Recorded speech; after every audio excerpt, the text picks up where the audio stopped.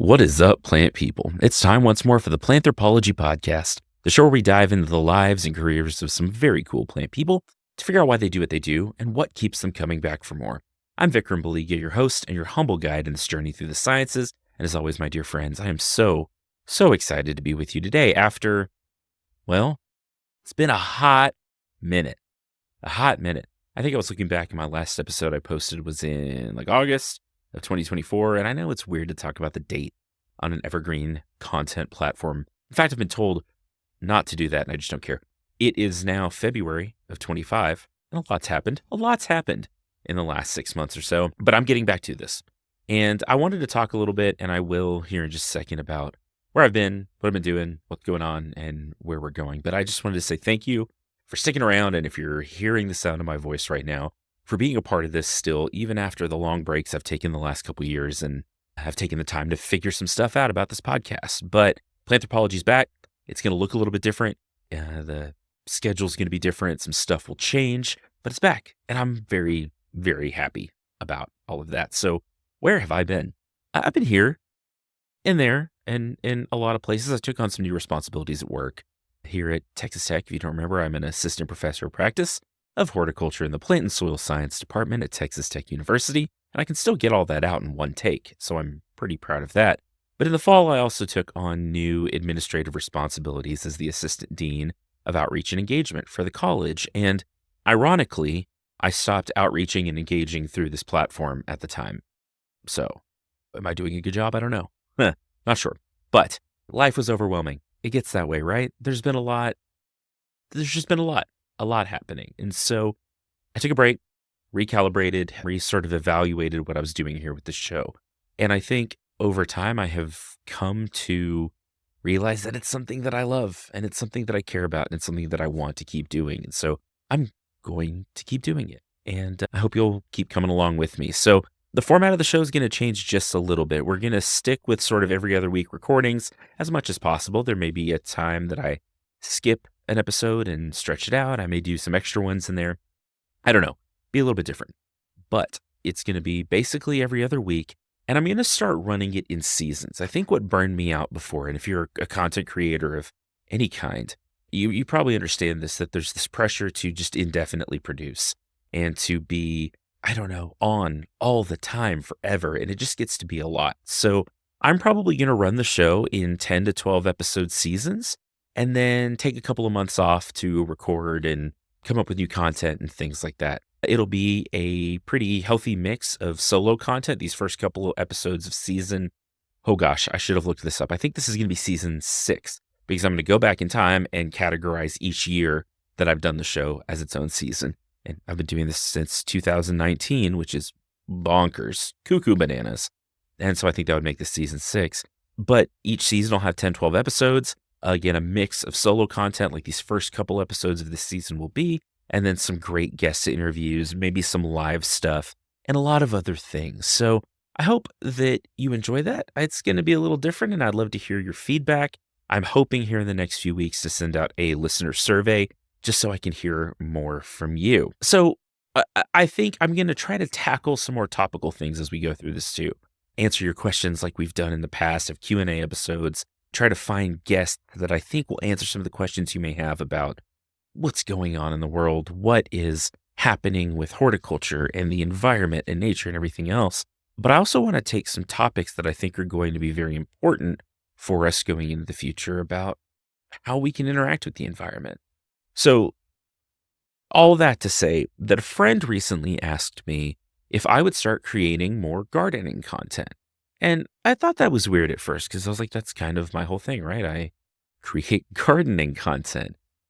But then I really started to think about it, and I do, but I come at it from a different way, right? I talk to experts. I talk to people in the industry. Even on my social media, a lot of times I'm debunking stuff. And I realize I don't create just a lot of content that's like, here's how you garden. I work that into other things, but it's never just that.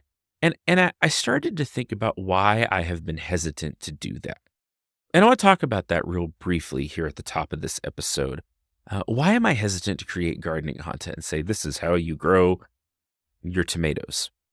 Because it's something I care about, right? I want people to learn to garden. I teach vegetable production. I teach introductory horticulture. I'm going to be teaching fruit and nut crop production. So I'm very much a grow your food kind of guy, very into urban agriculture and urban horticulture and things like that. But I think over the past several years, something I've seen in the social media space, and I'm going to say up front right now that I think this episode and this sort of idea in my head may rub some people the wrong way. And I'm sorry for that. That's not my goal, but I have decided that I need to be very, very honest with the way I approach some of this because it's important that we have the context for the things we do, right? I think it's important that we really critically evaluate why are we doing what we do? What are our goals? And all of that. And over the past several years, I've noticed that with some particular accounts that pop up on social media, Instagram, TikTok, some different podcasts, some different ideas, the content they make in the gardening space is excellent. Very, very good. And a lot of I'm friends with those people, right? I'm in the same space. I do that too. But sometimes we send the wrong message. And I think I hesitate because I don't want to send the wrong message to people. I think when the world starts doing the thing, whatever the thing is for you, right? Going a little funny. Sometimes one of the things that we start to stress about is food. What am I going to eat? What am I going to do? And gardening is a great tool to help address that. But I think it's important to understand that for most people, and the vast majority of people, maybe most of you listening to this, it may not be super attainable. And some of that is education, which I'm going to try to help with, but some of that is socioeconomic. Some of it's just life, right? Maybe you live in an apartment. Maybe you live in a rental house where you can't do things or it's harder to do things. Maybe you move around a lot. Who knows? Whatever it is, there are limiting factors. And I think sometimes as content creators in this space, we unfortunately either on purpose or incidentally send the message that, oh, start gardening, you'll never have to go to the grocery store again, right? I know we've all seen that out there. And that's just not the case. That is not a lived reality for most people. Now, some people can do it, and those people are blessed to be able to do that, and more power to them. I think that's amazing if you can grow all of your own food. But for most of us, and myself included in this, it's not realistic. It's not real life. So this episode is going to be about sort of gardening 101, how to take control of growing a little bit of your own food. But I'm going to try to approach it as honestly as I can in terms of what we can expect, what we should expect, how we should go about it, and maybe where some of the pitfalls are and things like that, and some tips and tricks to being more successful. Okay, and some of them may be surprising to you. So that was a very long introduction, and it's kind of just my first point in this episode. I'm going to say right now, because some of you have already not heard this from me or have taken this in a certain way. I think if you can garden, you should. I think everyone can do something, whether it's just growing herbs in your windowsill or something else. I think we should all be trying. I just want to make sure we're being clear and that our context is good. So I'm going to play some music at you, and then let's jump in to more of this. Hey, thanks for being here. I love you guys.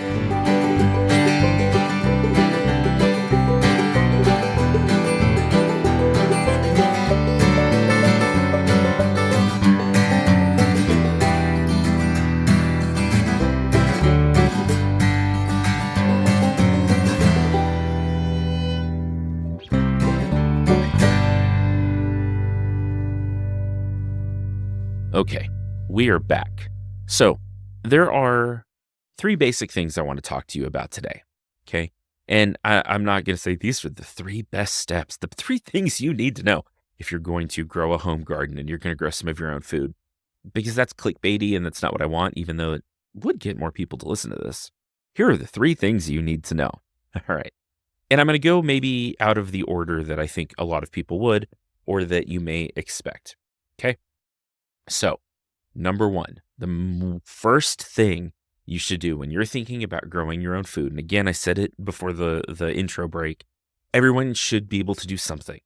Whether that is, again, you grow some herbs in pots in your windowsill, or you, I don't know, put a pot or a container on your patio, you find some old boots or a toilet, and you fill it up with plants, okay? That is gardening, right? You can grow a few things. So I think everyone that can, should, 100% full stop, okay? Grow some of your own food. It's very empowering. But I also think we need to set very realistic and very manageable goals and expectations about ourselves in the garden, because we all live in sort of different circumstances. No two people's circumstances are really the same. So for a long time, my wife Alana and I lived in a rental house, and they had some very like specific rules about what we could grow, what we could plant, which was basically nothing, right? We had grass that we watered, sort of, and mowed, sort of, even though the backyard is about the size of my desk. And it was just not real manageable to grow a garden. Now, we did a few things. We had a little indoor hydroponic system. Several companies make it where you can grow some like herbs and lettuce. And if you're real bold and real good at it, some tomatoes sometimes or peppers or whatever, but usually it's going to be greens and herbs. We had some pots that we would put outside and plant flowers in and maybe a few other things. But generally speaking, there wasn't a lot we can do. When I was in college, it was the same story. We had some pots with some different plants, and that was kind of it.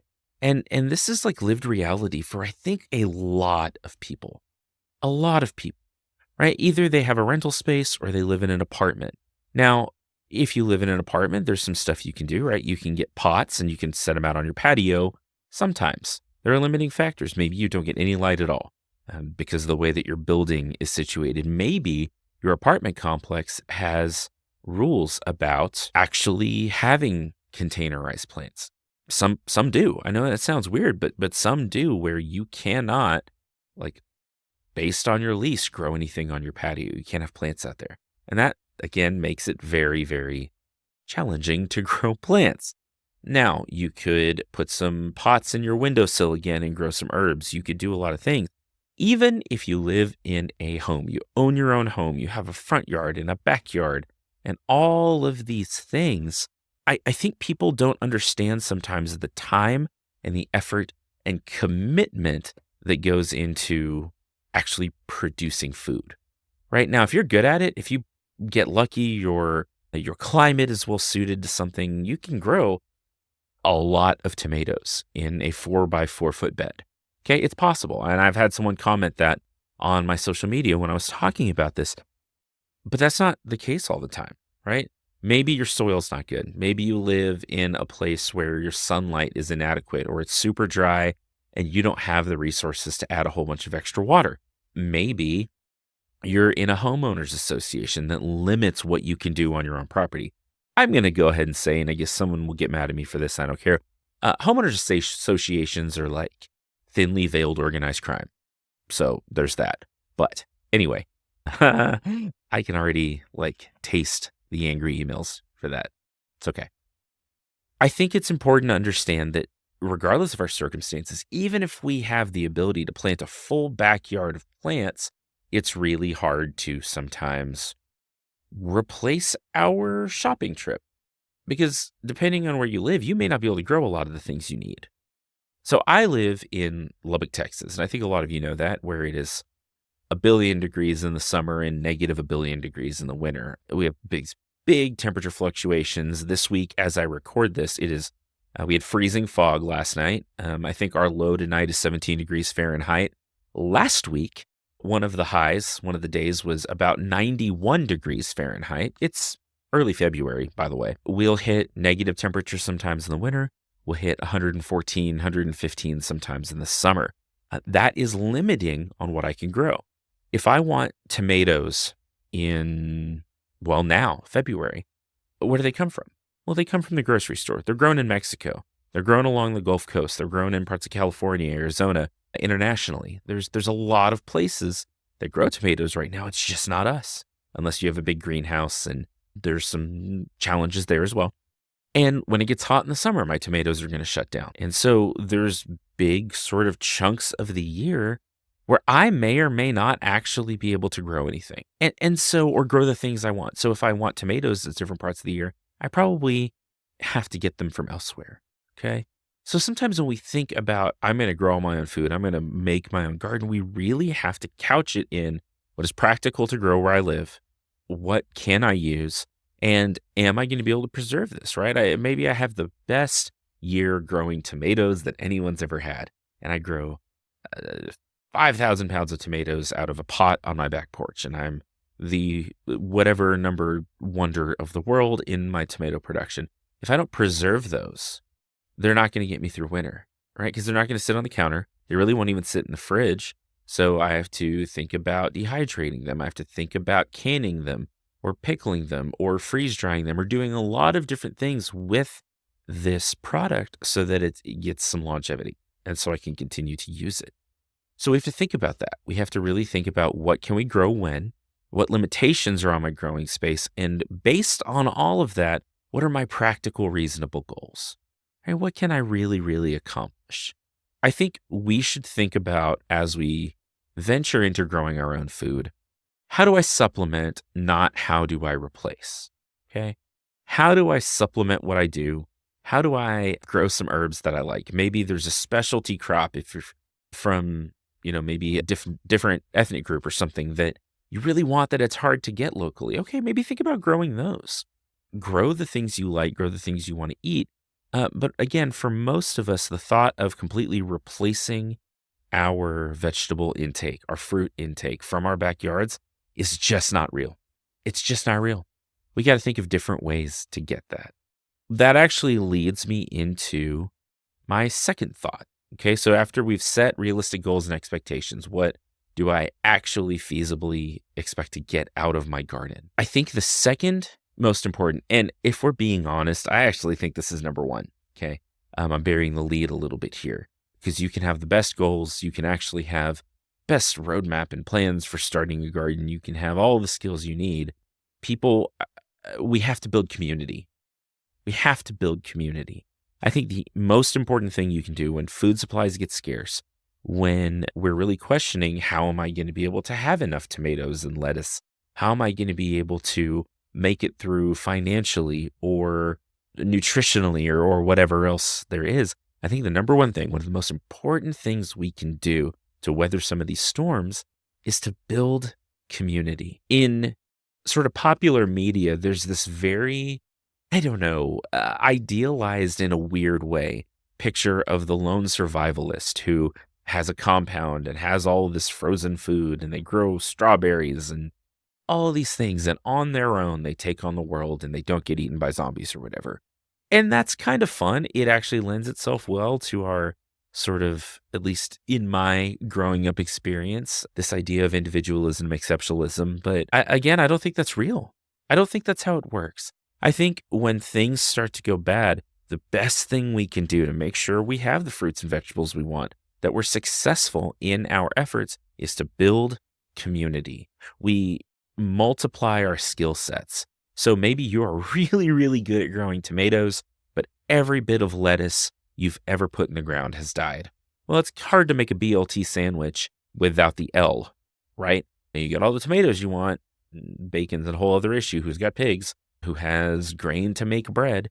You just have tomatoes. But maybe your neighbor is the best darn lettuce grower in the world, right? Maybe someone that lives a town over grows and mills their own flour or their grains, whatever. Maybe someone raises pigs. And you can make your BLT sandwich by being a part of a community. I think that's something we miss so much in not necessarily the garden space, but overall, sometimes we lose the forest for the trees and we're like, okay, we've got to do this and I've got to have the fertilizer and I've got to have the raised beds and I've got to have all these things to make it work when really we just need to trust the people around us. And we need to build a strong network of people that we can work with. So get to know your neighbors. I think one of the best garden tips I can give you is go meet your neighbors. Go talk to them. Hey, what are they growing? Maybe they're not. Maybe you can help them, right? Maybe there's someone that has been growing plants for 45 years and they've just been waiting for a neighbor or someone to come talk to them about how great they are at doing it, right? Learn from each other. Build on each other's experience. We're not in any of this stuff alone. And so I think it's really important when we start thinking along some of these lines that I know people are thinking, and I know several of you that are listening to me right now are thinking about this. Like, oh, I gotta grow a little more food. Food's gonna get expensive. Food may be scarce for a lot of different sociopolitical reasons and economic reasons. Build community. In my estimation, there is nothing more radical. There is nothing more important and powerful than to get to know the people around you, to get to know your neighbors, to get to know the people that live in your city, in your town, in your community. Build strong communities, and we can weather a lot of storms. Okay. I think those are great choices. I think those are things we should be trying to do all the time, not just when things are bad, but when things are good. You can rely on each other when times are tough, and you can celebrate together when they're not. It's never bad to have more friends, whether they're in the garden space. Maybe someone doesn't like gardening. They don't like getting their hands dirty in the soil, but they are really good at canning and they're really good at preserving things. Well, okay, you make a great team now. Okay, you grow the stuff. You take it to your neighbor Susan. I don't know why their name's Susan. And then they help preserve it. They can it, make salsa for you. They do all of these different things. So communities are going to be so important going into the future. Okay. So we've gotten through our first two steps. We've set really good goals and expectations. We know what we want out of our garden. We have met our neighbors. We know where we fit into this sort of plan. We know who's going to grow the what, right? We know who is going to be our tomato guy. We know who the lettuce person is. We know where our bread and our bacon is coming from. And we're at the step where it's like, you know what? I'm ready. I'm going to plant a garden. I'm a first-time gardener, and I am ready to jump into this with both feet. Let's talk about that. I've got a few steps, and I don't know how many this is going to end up being. I'm going to throw them out there till I run out of them. But there's a few steps that I think we should take to be successful in the garden. The first one is start small. Think about starting small. Part of managing expectations is managing our efforts. There's nothing more demoralizing to be like, I am going to grow the biggest darn garden in the world and tear up your whole backyard and get 7 tomatoes out of it because you've put a ton of time and effort and sweat and tears, because I have gardened before too. I know how this works, into getting 2 tomatoes. So maybe you start with that pot on your patio. Maybe you start with a couple of raised beds in your backyard, or you pick one bed that's sort of out of the way. It's by your fence. It still gets some good sunlight. It's easy to water, but you don't really know what to do with it. Awesome. That's your first garden. It could be 10 square feet. It could be 100 square feet. It doesn't matter. Think of projects that you can start and finish and do those. From a psychological perspective, starting and finishing things, crossing those off your list, go so far, okay? So this is advice I give a lot of times with school gardens and community garden projects is it's really easy to get super excited and overextend ourselves. Instead, let's pick things that each step of the process can be finished in a couple of hours. So one Saturday you go out and you do your bed prep. You take out the grass, you till up the soil or whatever you're going to do, right? That's maybe not always the best idea. We'll talk about that in future episodes of how to prep a bed appropriately. I'm just trying to give an overview right now. And then you're done for the day. You've done your bed prep. You've finished and accomplished your mission for the day. That is awesome. You go to work for the week. You do all kinds of things. You maybe go out and check on it, piddle around a little bit. But then the second Saturday that you're into it, okay, I am going to make sure that I've got the seedlings I want. I'm going to go out and plan out where everything's going to go in this bed. Awesome. Spend a couple hours doing it. You've accomplished it. Start some seeds indoors. Get your plants growing. Great. You're done. Piddle around for the week. Third Saturday, you take another couple of hours and you get your tomatoes in the ground. And you've accomplished that. You take a picture of it. You post it on Instagram. And you feel good about yourself. You feel good. You feel hopeful and encouraged. And before you know it, taking little bites out of your garden project, you'll find that you're done. Something I've always found in this green space, I landscaped for a while, I've done a lot of things, is it feels a lot of times like we spin our wheels forever and ever and ever, and then we're done. Just it sneaks up on you. So plan out bite-sized pieces of your project and do them one at a time. Take your time and do it in a way that you enjoy it so you don't burn yourself out, and that is manageable and achievable. Some technical things to think about. You need to know what climate zone you're in. What's your weather like? What's the climate in your area like? How is it changing?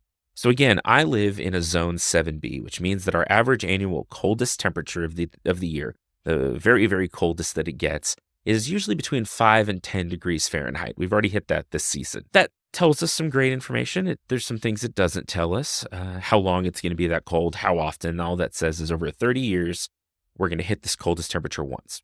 7B. Great.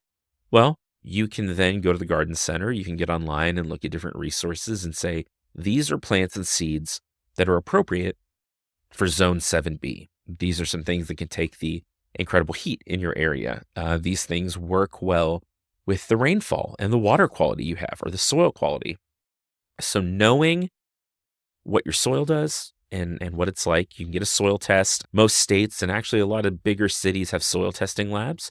And I can post some stuff on the show notes of this that kind of give you more information about that. It can maybe be helpful in some ways.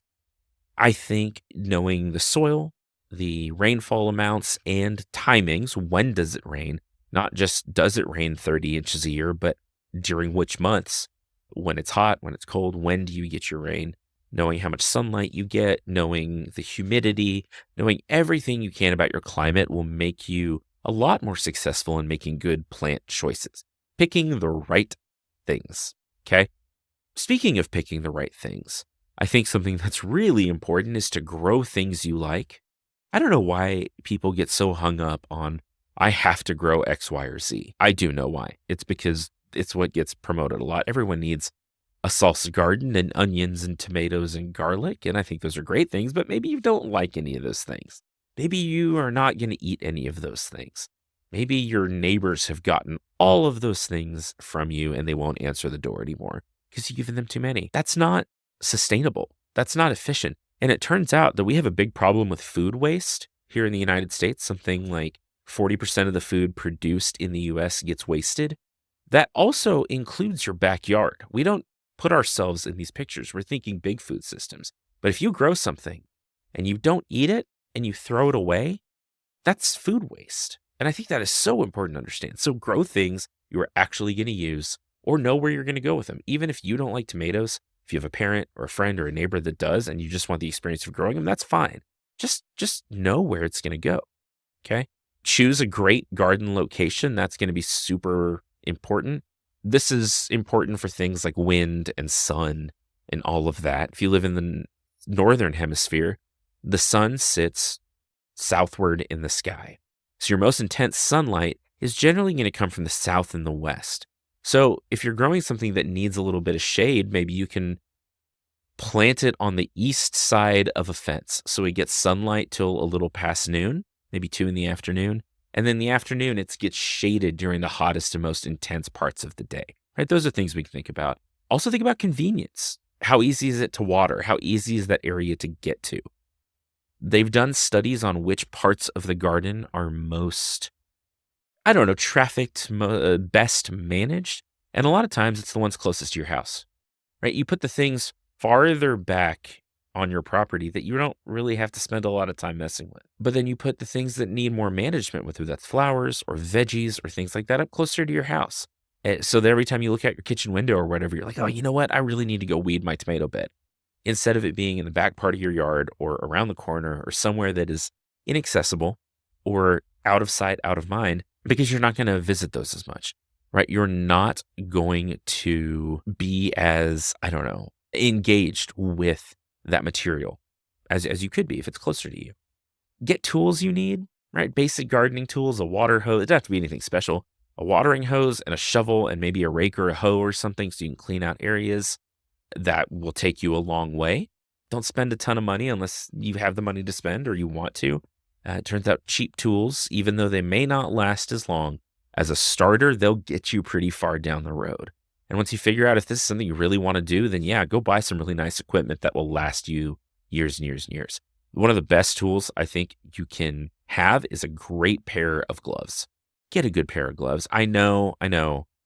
We all get our hands dirty. There's something about feeling the soil. I do that too.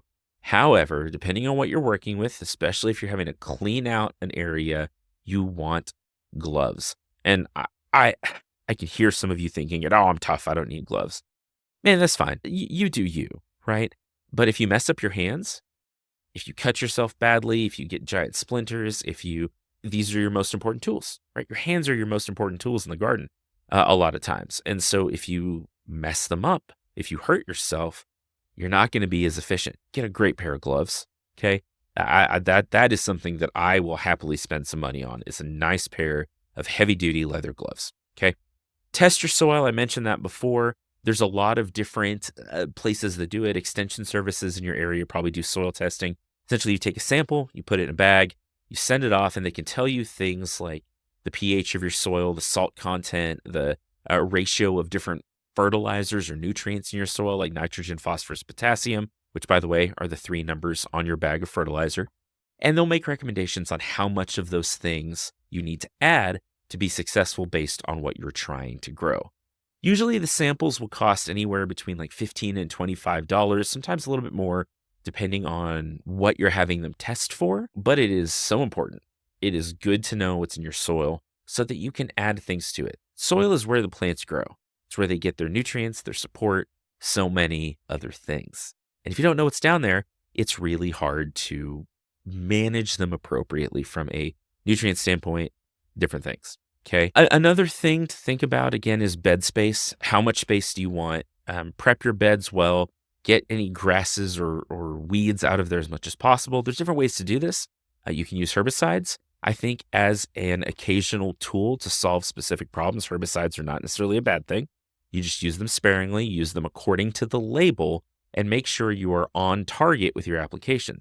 If you don't want to do that, I get that. There's other things you can try. With a lot of our weeds, that especially the warm season annual kind of weed, shading them out is really effective. You can use black plastic. You can use something called lasagna mulching or lasagna gardening or sheet mulching to cover it up. You can physically remove things. Just make sure you're getting as much of the seed bank out, as much of the underground growing portions, especially if you're dealing with something like Bermuda grass, as you can. But whatever you need to do, get your area clean and managed first.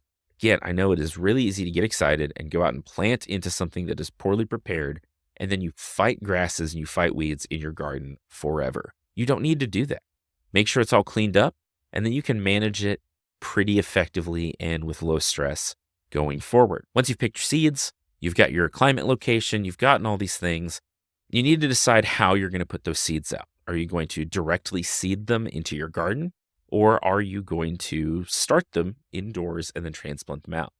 This is going to depend a lot on what you're trying to grow.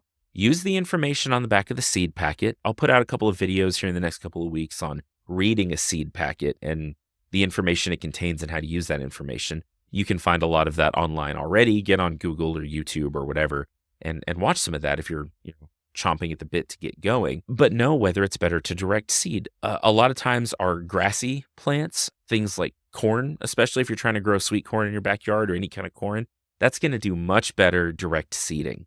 A lot of times our peas and our beans, really great to direct seed.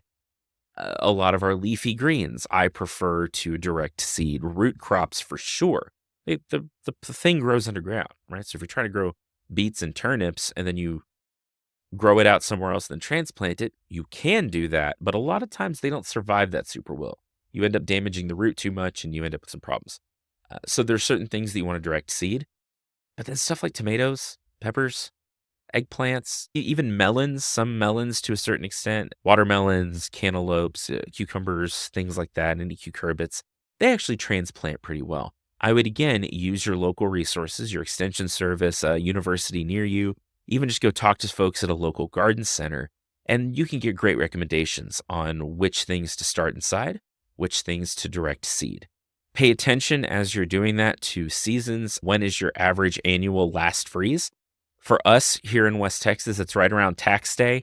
Anytime between April 10th and 15th is usually historically our last freeze date. I have seen it freeze on Cinco de Mayo. It was 25 degrees for like 6 hours. I have seen the last freeze come in February. It's a roving target, but those average dates can be really useful for you. If your seed packets say plant after danger of frost has passed, you probably want to take that seriously. If you're really ready to get going, maybe plant them inside, get your seeds started. There's a lot of ways to do that. Yeah, if you have a bright window, if you have a patio that's warm, if you have a garage with some grow lights, it's really pretty easy to start seeds. Now, you can go out and buy a whole bunch of different things, right? There are these little seed plugs that have lots of little cells in them.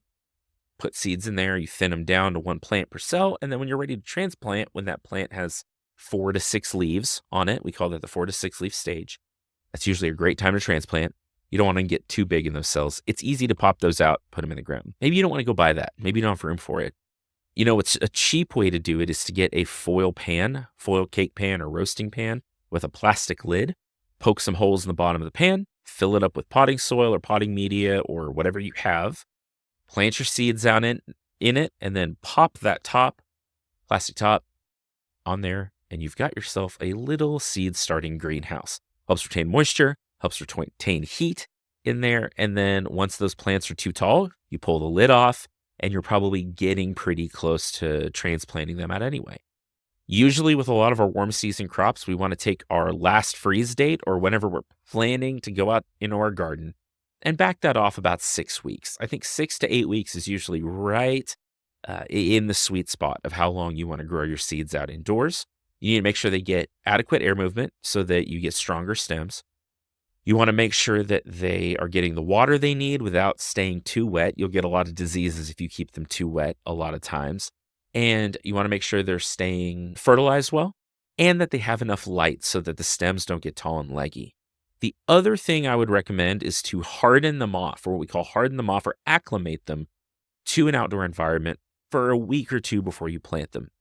A lot of times, if we're growing them indoors, especially if they're in a greenhouse, they have been in ideal, really great growing conditions before they go out in the garden. So if you take them straight from that and plop them outside where they have to reestablish roots, where they're not getting watered as well, where the climate isn't as good, you're going to get a lot of dying off. So what you can do is take whatever you're growing them in and set them out on your patio for a day or two, bring them in. Put them back out for a couple of days. If it's going to be cold, bring them in for sure. And just slowly acclimate them to the new environment. Let them move around in the wind. Let them get some direct sunlight that's a little more intense. Let them get into a little bit of water stress so they develop a stronger root system. If you take the time to do that, once you put them out in the ground, they're going to be much happier. They will take and establish much better. Once you have your garden planted, make sure that the area stays well weeded, well watered. The biggest thing you want to do is water consistently. It's hard for me to tell you need to water this many inches a week or this many gallons a week because it varies so much from location to location and crop to crop. The biggest thing is to figure out how much water your plant needs and give it to it consistently. That'll help with a lot of disease problems and physiological problems. If you get rain that week, it's probably okay to skip a watering, but just get back on schedule as soon as you can, okay? Think about how long that plant is going to go. Think if it's something you need to prune. Plan for harvest. Some crops will take 40 days from transplant before you'll get vegetables or whatever off them, fruits off of them. Sometimes it's longer, sometimes it's shorter. So you need to know when that stuff is going to start coming off the plant so that you have somewhere to go with it. Again, whether that's to eat it fresh, whether that is to preserve it in some way, or whatever else. Plan for harvest and post-harvest. From a management standpoint, again, water is important, fertilizer is important, but also like insect management. Make sure that you are keeping things as pest-free as you can because they are competing with you for the thing that you're growing. Now, I'm not going to say go out and nuke them with pesticides every time that you see an aphid. That's not my point. And especially if you're growing outside, a lot of times you'll have beneficial insects that are helping you do that job. But if you're about to be out of control, if you're about to be overrun by aphids or something else, it is probably a good idea to think about pest control, figure out what strategies are going to work for you, and think about going about it from an integrated approach. Now, that was a lot of information. I didn't have a mid-roll break in this one just because I wanted to get a lot into this 45-minute episode. But this is a good starting point, right? This is by no means an exhaustive list of things you should be doing in the garden and the landscape. It's not even a full how-to guide. I am going to try to produce some more of that for y'all as we go through this spring and this summer and into the future. But hopefully this gets you started and gives you some things to think about. Again, I think the take-home points here are be reasonable with yourself on what you can realistically do. Supplement your food supply where you can. I think that's excellent. But then have a plan, too, to round out the rest of your nutritional calorie needs, okay? Build community. This is, again, one of the most important things you can do to get through a lot of things, but definitely in the gardening world, garden communities are really strong, and they're really powerful, and they're willing to help you. And then follow some good procedures, some best management practices as you actually go out to get in the garden and plant things in the garden. And you will do fine. You'll do fine. As always, you can ask me questions. I'm happy to try to help where I can and point you to resources where there are people that do it way better than me because they're out there and you should find them and follow them and be a part of what they do. And I'll start sharing some resources on other people that I think are great follows that you could learn a lot from. But thanks for being with me. Again, thanks for jumping back into Planthropology. This episode actually was longer than I intended it to be, but it turns out there was a lot I wanted to say about gardening and my podcast. So I guess I can, right? So thanks to you for listening. Thanks to the Texas Tech Department of Plant and Soil Science and the Davis College of Agricultural Science and Natural Resources for helping support the show and let me do it. Thanks to all the folks that have made this possible over the years. Thanks to Nick Scout, the incredible award-winning composer for our theme music. Everything else is done and recorded and edited by me for now. Maybe that'll change in the future. I don't know. If you want to support Planthropology, you can go to planthropologypodcast.com, see merch, listen to old episodes, do all those kinds of things. You can go to buymeacoffee.com/planthropology. And for the price of a coffee, you can literally just buy me a cup of coffee because that's basically what I will do with it. I also pay hosting fees and things and blah, blah, blah, but mostly coffee. So y'all, thanks for listening. Thanks for being cool plant people. Be kind to one another. Build good communities. If you have not been doing those things, probably a good time to start. You know, I love you. You know, I am grateful for you. And I cannot wait to talk to you again soon. More Planthropology is coming at you real soon.